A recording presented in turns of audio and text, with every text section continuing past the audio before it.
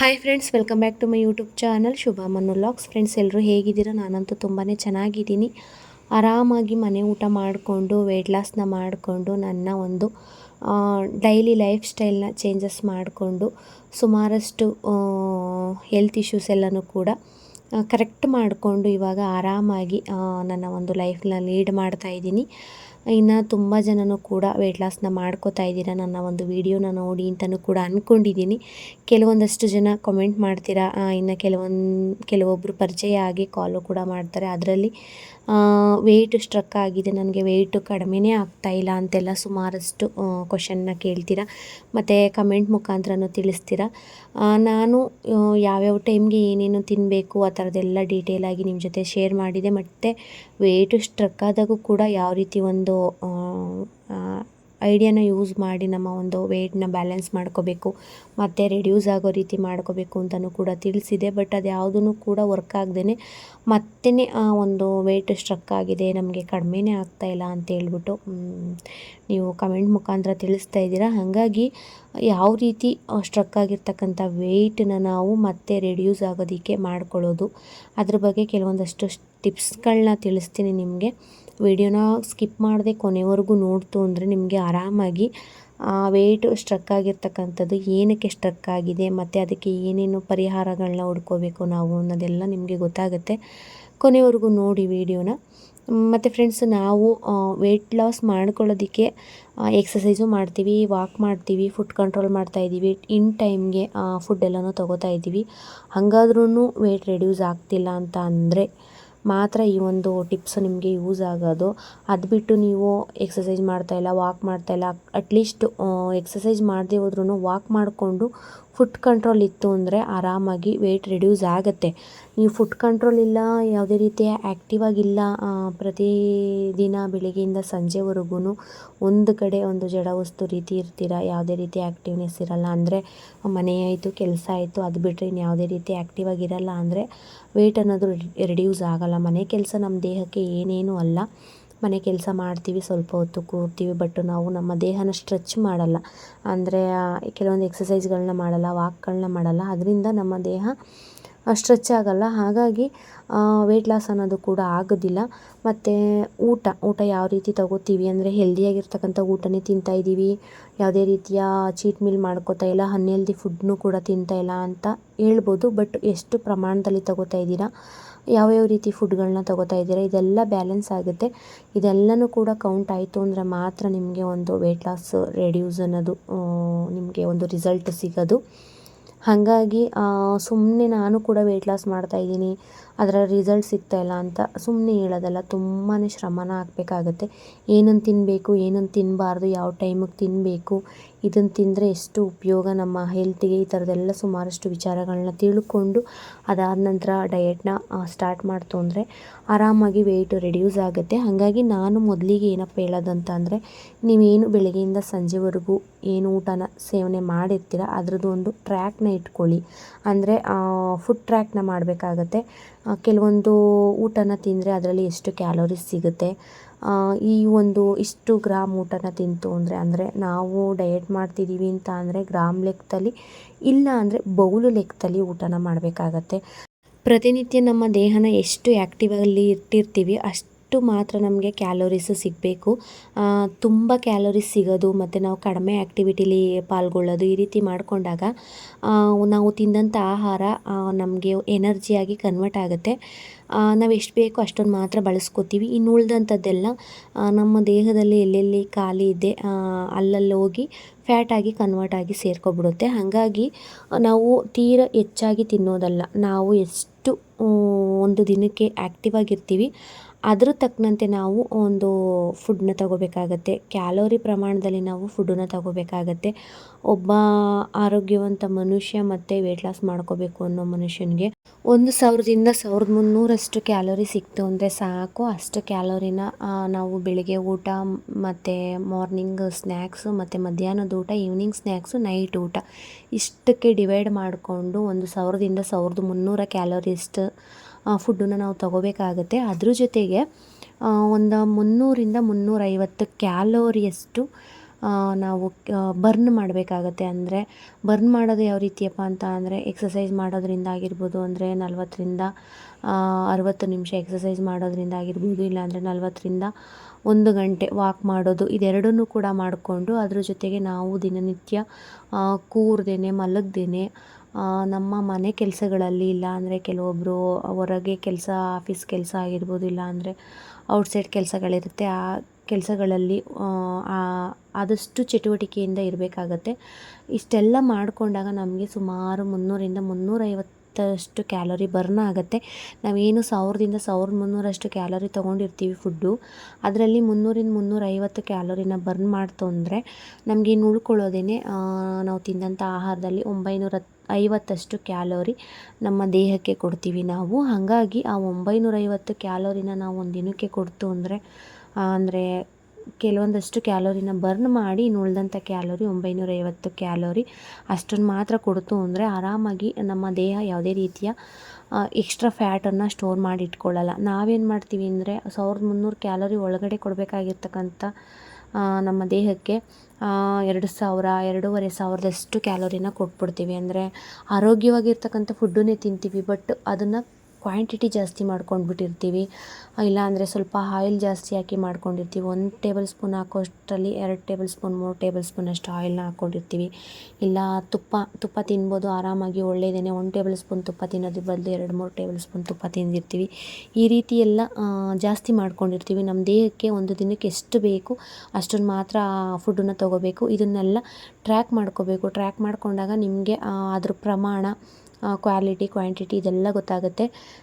ಇಷ್ಟನ್ನು ತೊಗೋಬೇಕು ಅನ್ನೋದು ನಿಮ್ಮ ಒಂದು ಮೈಂಡ್ಸೆಟ್ಟಲ್ಲಿ ಬರುತ್ತೆ. 1 ವೀಕು ಈ ರೀತಿ ಕಂಟಿನ್ಯೂ ಮಾಡಿ ಆರಾಮಾಗಿ ನಿಧಾನವಾಗಿ ಯೋಚನೆ ಮಾಡಿ ಒಂದು ಬೌಲ್ ಅಳತೆನ ತೊಗೊಳ್ಳಿ. ಆ ಬೌಲಲ್ಲೇ ತೊಗೊಂಡ್ರೆ ಬೆಳಿಗ್ಗೆ ಮಧ್ಯಾಹ್ನ ಸಂಜೆ ನೀವು ಏನು ಮಾಡ್ಕೊಂಡಿರ್ತೀರ ಅಡುಗೆನ ಅಷ್ಟನ್ನು ಮಾತ್ರ ತೊಗೊಳ್ತು ಅಂದರೆ ಆರಾಮಾಗಿ ವೇಟ್ ರೆಡ್ಯೂಸ್ ಆಗುತ್ತೆ. ಇನ್ನು ಕೆಲವೊಂದು ಚಪಾತಿ ಈ ಥರದ್ದೆಲ್ಲ ಐಟಮ್ ತೊಗೊಳ್ತು ಅಂದಾಗ ಮೊದಲಿಗೆಲ್ಲ 3 ತಿಂತಿದ್ರಿ ಅಂದರೆ 1-2 ತಿನ್ನೋದಕ್ಕೆ ಸ್ಟಾರ್ಟ್ ಮಾಡಿ, ಇಲ್ಲ 1-2 ತಿನ್ನೋದಕ್ಕೆ ಸ್ಟಾರ್ಟ್ ಮಾಡಿ. ಅದಾದಮೇಲೆ ಅರ್ಧ ಕಡಿಮೆ ಮಾಡ್ತಾ ಬನ್ನಿ. ಅದ್ರ ಜೊತೆಗೆ ಸೊಪ್ಪು, ತರಕಾರಿ, ಕಾಳುಗಳನ್ನ ಜಾಸ್ತಿ ತಿಂತಾ ಬನ್ನಿ, ತೊಂದರೆ ಏನಿಲ್ಲ. ಬೇಯಿಸಿರ್ತಕ್ಕಂಥ ಸೊಪ್ಪು, ತರಕಾರಿ, ಕಾಳುಗಳು ಈ ಥರದ್ದೆಲ್ಲ ತಿಂತು ಅಂದರೆ ಏನೂ ತೊಂದರೆ ಇಲ್ಲ. ಬಟ್ ಪ್ರಮಾಣನ ದಿನಕ್ಕೆ ಕಡಿಮೆ ಮಾಡ್ತಾ ಬರಬೇಕೇ ಹೊರತು ಜಾಸ್ತಿ ಮಾಡ್ಕೊಳ್ತಾ ಹೋಗಬಾರ್ದು. ಮತ್ತು ಅಷ್ಟಕ್ಕೆ ಸ್ಟಿಕ್ ಆನ್ ಆಗಿರಬಾರ್ದು. ಈ ವೀಕು ಅಡ್ಜಸ್ಟ್ ಆದರೆ ಇನ್ನು ನೆಕ್ಸ್ಟ್ ವೀಕಲ್ಲಿ ಸ್ವಲ್ಪ ಕಡಿಮೆ ಮಾಡಬೇಕು.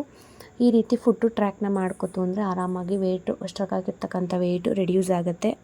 ಮತ್ತು ನಾನು ಹೇಳಿದ್ನಲ್ವ ಎಕ್ಸಸೈಸ್ ಮಾಡ್ಕೋಬೇಕು ಅಂತೇಳಿ. ಎಕ್ಸಸೈಸ್ನ ಮಾಡಿಕೊಂಡಾಗ, ಎಕ್ಸಸೈಸ್ನ ಮಾಡಿಕೊಂಡಾಗ ನಿಮಗೆ ಕ್ಯಾಲೋರೀಸ್ ಬರ್ನ್ ಆಗುತ್ತೆ. ಆಟೋಮೆಟಿಕ್ಕಾಗಿ ವೆಯ್ಟ್ ರೆಡ್ಯೂಸ್ ಆಗೋದಕ್ಕೂ ಕೂಡ ಹೆಲ್ಪ್ ಆಗುತ್ತೆ. ನಿಮ್ಮ ಒಂದು ಫುಡ್ ರೂಟೀನ್ ಜೊತೆಗೆ ಈ ಒಂದು ಎಕ್ಸಸೈಸ್ ಎಲ್ಲನೂ ಕೂಡ ಇನ್ಕ್ರೀಸ್ ಮಾಡ್ಕೋಬೇಕು. ಇವತ್ತೇನೊಂದು 20 ಮಿನಿಟ್ಸ್ ಇಲ್ಲ ಒಂದು 15 ಮಿನಿಟ್ಸು ಎಕ್ಸಸೈಸ್ ಮಾಡ್ತಿದ್ದೀರಾ ಅಂದರೆ ನೆಕ್ಸ್ಟ್ ಡೇ ಒಂದು 20 ಮಿನಿಟ್ಸ್ ಮಾಡೋದು, ಅದ್ರ ನೆಕ್ಸ್ಟ್ ಡೇ ಒಂದು 30 ಮಿನಿಟ್ಸ್ ಮಾಡೋದು. ಈ ರೀತಿ ಸ್ವಲ್ಪನೇ ಹೆಚ್ಚಿಸ್ಕೋತಾ ಬರಬೇಕು. ಅದು ಬಿಟ್ಟು ಕಡಿಮೆ ಮಾಡ್ಕೊಳ್ಳೋದಲ್ಲ, ಇಲ್ಲಾಂದರೆ ಅಷ್ಟಕ್ಕೆ ಸ್ಟಿಕ್ ಆನ್ ಆಗೋದಲ್ಲ. ಸ್ಟಿಕ್ ಆನ್ ಆಗ್ತು ಅಂದರೆ ನಿಮ್ಮ ವೆಯ್ಟ್ ಕೂಡ ಅಷ್ಟಕ್ಕೇ ಸ್ಟಿಕ್ ಆಗುತ್ತೆ, ರೆಡ್ಯೂಸ್ ಆಗೋದಕ್ಕೆ ಹೋಗಲ್ಲ. ದಿನ ಸ್ವಲ್ಪ ಅಭ್ಯಾಸ ಮಾಡಿಕೊಂಡು ಸ್ವಲ್ಪ ಹೆಚ್ಚಿಸ್ಕೊಳ್ತಾ ಬಂತು ಅಂದರೆ ವೆಯ್ಟ್ ರೆಡ್ಯೂಸ್ ಆಗೋದಕ್ಕೂ ಕೂಡ ಹೆಲ್ಪ್ ಆಗುತ್ತೆ. ಹಾಗಾಗಿ ವಾಕಲ್ಲಾಗಿರ್ಬೋದು, ಎಕ್ಸಸೈಸಲ್ಲಾಗಿರ್ಬೋದು ಚೂರೇ ಸ್ಟೆಪ್ ಬೈ ಸ್ಟೆಪ್ಪು ಹೆಚ್ಚಿಸ್ತಾ ಬರಬೇಕಾಗತ್ತೆ. ಆ ರೀತಿ ಮಾಡಿಕೊಂಡ್ರೂ ಕೂಡ ಒಂದು ಸ್ಟ್ರಕ್ ಆಗಿರ್ತಕ್ಕಂಥ ವೆಯ್ಟು ಕಡಿಮೆ ಆಗ್ತಾ ಬರುತ್ತೆ. ಮತ್ತು ಡಯಟ್ ಮಾಡ್ತಾಯಿದ್ದೀವಿ ಅಂತ ಅಂದಾಗ ಬ್ಯಾಲೆನ್ಸ್ಡ್ ಫುಡ್ನ ತೊಗೋಬೇಕಾಗತ್ತೆ. ಕಾರ್ಬೋಹೈಡ್ರೇಟು, ಪ್ರೋಟೀನು, ಫೈಬರು, ಫ್ಯಾಟು ಇದೆಲ್ಲ ಮಿಕ್ಸ್ ಆಗಿ ಇರಬೇಕಾಗತ್ತೆ ನಮ್ಮ ಒಂದು ಡಯೆಟಲ್ಲಿ.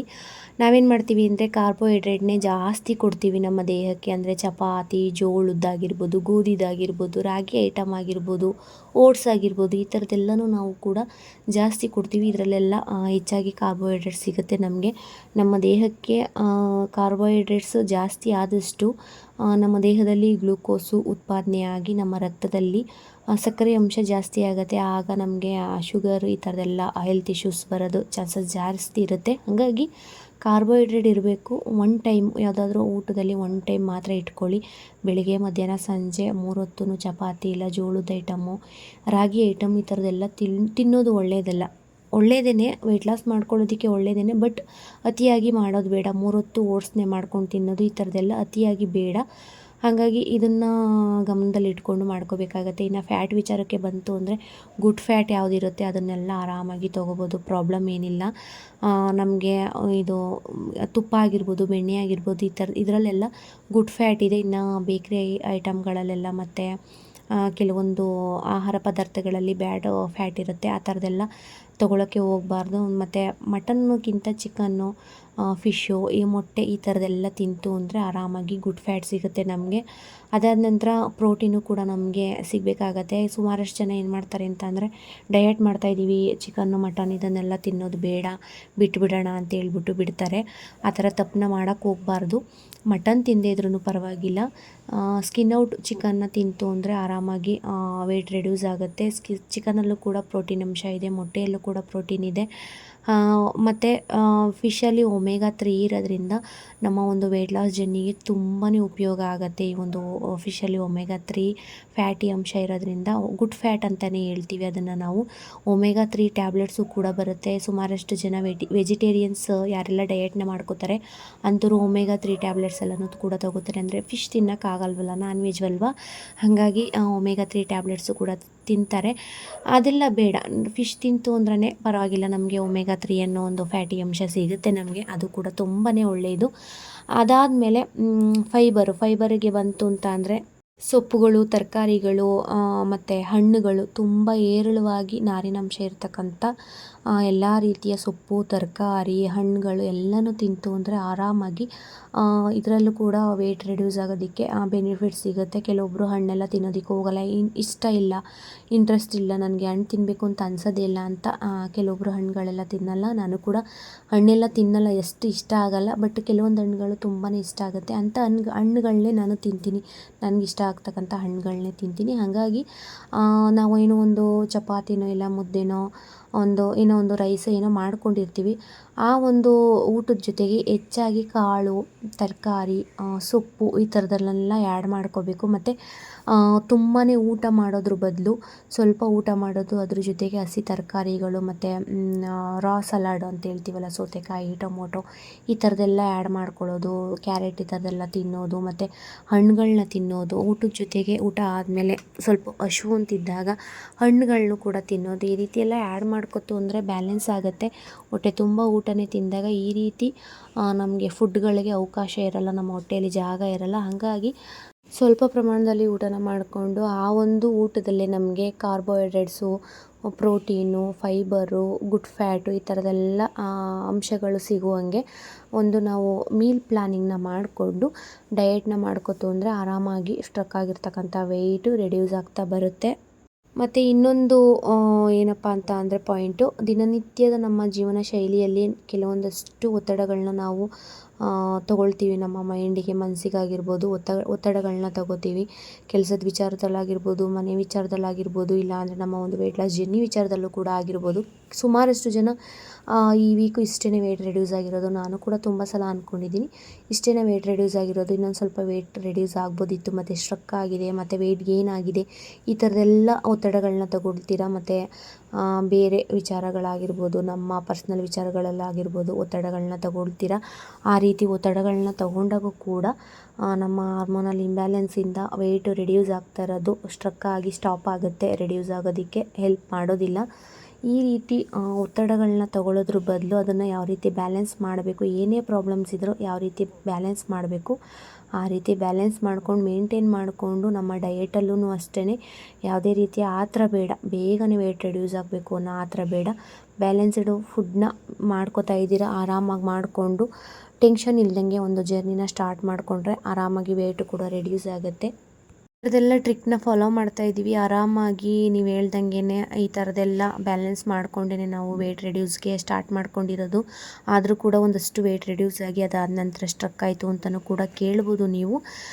ಆ ಥರ ಪ್ರಾಬ್ಲಮ್ ಆದಾಗ ಏನು ಮಾಡಬೇಕಪ್ಪ ಅಂತ ಅಂದರೆ, ನೀವು ಇಂಟರ್ಮಿಟಿಂಗ್ ಫಾಸ್ಟಿಂಗ್ನ ಸ್ಟಾರ್ಟ್ ಮಾಡಬೇಕು ಅಂತ ಅಂದರೆ ಮಧ್ಯಂತರದ ಉಪವಾಸನ ಸ್ಟಾರ್ಟ್ ಮಾಡ್ಕೋಬೇಕು. ನಾವು ಹೆಂಗೆ ಹಬ್ಬ ಹರಿದಿನಗಳಲ್ಲಿ ದೇವಸ್ಥಾನದ ಪೂಜೆಗಳಲ್ಲಿ ಒಂದು ಉಪವಾಸ ಇದ್ದು ಸಂಜೆ ಟೈಮಲ್ಲಿ ಉಪ್ಪದನ್ನ ಬಿಡ್ತೀವಿ. ಆ ರೀತಿ ಕೆಲವೊಬ್ಬರು ಫಾಸ್ಟಿಂಗ್ನ ಮಾಡಬೇಕಾದ್ರೆ ಕೆಲವೊಂದು ರೂಲ್ಸ್ಗಳನ್ನ ಅಪ್ಲೈ ಮಾಡಬೇಕಾಗತ್ತೆ.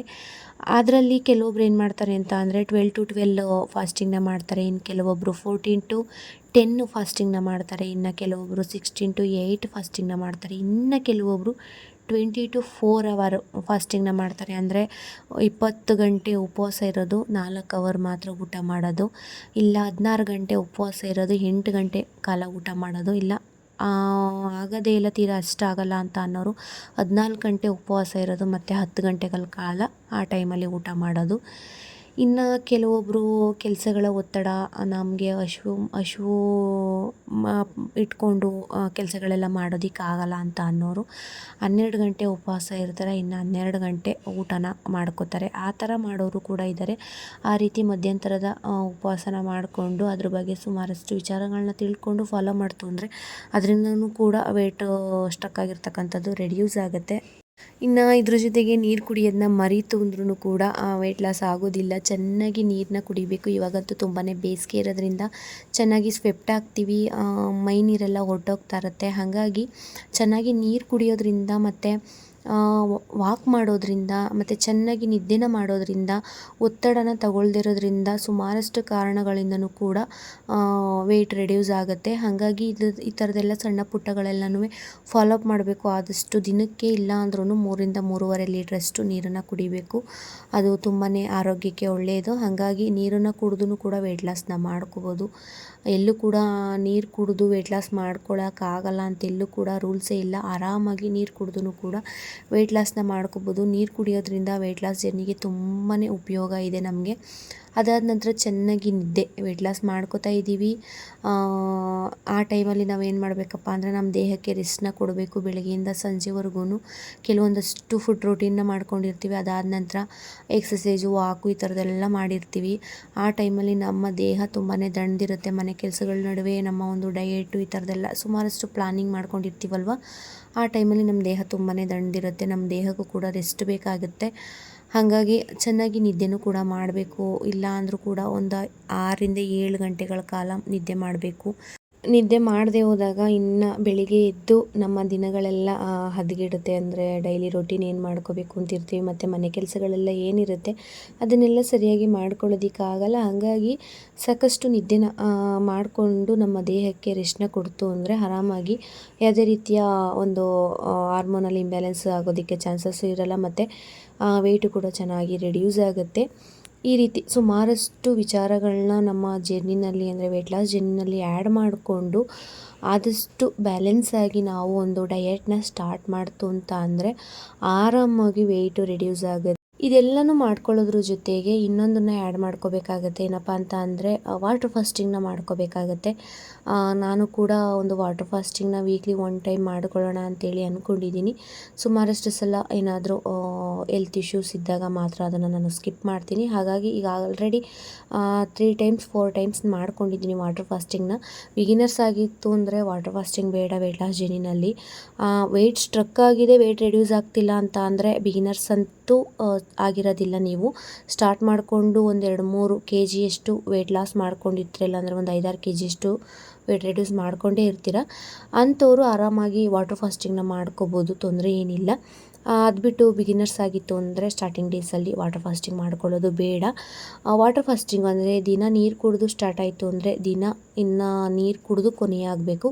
24 ಗಂಟೆ ಬರೀ ನೀರಿನಲ್ಲೇ ಇರಬೇಕು. ಆ ರೀತಿ ವಾಟರ್ ಫಾಸ್ಟಿಂಗ್ನ ಮಾಡ್ಕೊತು ಅಂದರೆ ಸ್ಟಕ್ ಆಗಿರ್ತಕ್ಕಂಥ ವೆಯ್ಟು ಆರಾಮಾಗಿ ರೆಡ್ಯೂಸ್ ಆಗೋದಕ್ಕೆ ಸ್ಟಾರ್ಟ್ ಆಗುತ್ತೆ. ಅದ್ರ ಜೊತೆಗೆ ಒಂದು ಲಿಕ್ವಿಡ್ ಡಯೆಟ್ನ ಮಾಡ್ಕೊಳ್ಳಿ. ಅಂದರೆ ವಾಟರ್ ಫಾಸ್ಟಿಂಗ್ನ ಮಾಡ್ಕೊಳ್ಳೋದಕ್ಕೆ ಆಗೋದಿಲ್ಲ ನಿಮ್ಮ ಕೈಲಿ ಅಂತ ಅಂದಾಗ ಲಿಕ್ವಿಡ್ ಡಯೆಟ್ನ ಮಾಡ್ಕೊಳ್ಳಿ. ಹಣ್ಣುಗಳ ಜ್ಯೂಸ್ ಕುಡಿಯೋದು, ತರಕಾರಿ ಜ್ಯೂಸ್ಗಳನ್ನ ಕುಡಿಯೋದು, ಸೊಪ್ಪುಗಳ ಸೂಪ್ನ ಕುಡಿಯೋದು, ಈ ರೀತಿ ಬೆಳಗ್ಗೆಯಿಂದ ಸಂಜೆವರೆಗೂ ಈ ರೀತಿ ರೊಟೀನ್ನ ಮಾಡ್ಕೊಳ್ಳಿ. ಈ ರೀತಿ ರೊಟೀನ್ನ ಮಾಡಿಕೊಂಡಾಗ ಯಾವುದೇ ರೀತಿಯ ಒಂದು ಸಾಲಿಡ್ ಐಟಮ್ನ ತಗೊಂಡಿರಲ್ಲ, ಬರೀ ಲಿಕ್ವಿಡ್ ಐಟಮ್ನ ತೊಗೊಂಡಿರ್ತೀರ. ಆ ಟೈಮಲ್ಲೂ ಕೂಡ ನಿಮಗೆ ಸ್ಟಕ್ ಆಗಿರ್ತಕ್ಕಂಥ ವೆಯ್ಟು ರೆಡ್ಯೂಸ್ ಆಗೋದಕ್ಕೆ ಹೆಲ್ಪ್ ಆಗುತ್ತೆ. ಅಂದರೆ ಈ ಒಂದು ವಾಟರ್ ಫಾಸ್ಟಿಂಗು ಮತ್ತು ಲಿಕ್ವಿಡ್ ಡಯೆಟ್ನ ವರ್ಕೌಟ್ನ ನೀವು ಡೈಲಿ ಮಾಡೋದಕ್ಕಾಗಲ್ಲ. ಹಾಗಾಗಿ ಫುಡ್ ರೊಟೀನು ನಾನು ಯಾವ ರೀತಿ ಹೇಳಿದೆ ಆ ರೀತಿ ಮಾಡಿಕೊಂಡು ವಾರದಲ್ಲಿ 1 ದಿನನೋ ಇಲ್ಲ 15 ದಿನದಲ್ಲಿ 1 ದಿನನೋ ಈ ರೀತಿ ವಾಟರ್ ಫಾಸ್ಟಿಂಗು ಮತ್ತು ಲಿಕ್ವಿಡ್ ಡಯೆಟ್ನ ಮಾಡ್ಕೊತು ಅಂದರೆ ಸ್ಟಕ್ ಆಗಿರ್ತಕ್ಕಂಥ ವೆಯ್ಟ್ ಕೂಡ ಆರಾಮಾಗಿ ರಿಡ್ಯೂಸ್ ಆಗುತ್ತೆ. ಮತ್ತು ಯಾರೆಲ್ಲ ವೆಯ್ಟ್ ಸ್ಟ್ರಕ್ ಆಗಿದೆ ಅಂತ ಒಂದು ಪ್ರಾಬ್ಲಮ್ನ ಫೇಸ್ ಮಾಡ್ತಾಯಿದ್ರಿ ಅಂಥವ್ರಿಗೆ ಸುಮಾರಷ್ಟು ಟಿಪ್ಸ್ಗಳನ್ನ ತಿಳಿಸಿದ್ದೀನಿ ಅಂತ ಅಂದ್ಕೊಂಡಿದ್ದೀನಿ. ವಿಡಿಯೋನ ಕೊನೆವರೆಗೂ ನೋಡಿದ್ದಕ್ಕಾಗಿ ಎಲ್ರಿಗೂ ಕೂಡ ಥ್ಯಾಂಕ್ಸ್ನ ತಿಳಿಸ್ತಾ ಇನ್ನು ನಾಳಿನ ವಿಡಿಯೋದಲ್ಲಿ ಸಿಗೋಣ ಫ್ರೆಂಡ್ಸ್. ಬಾಯ್.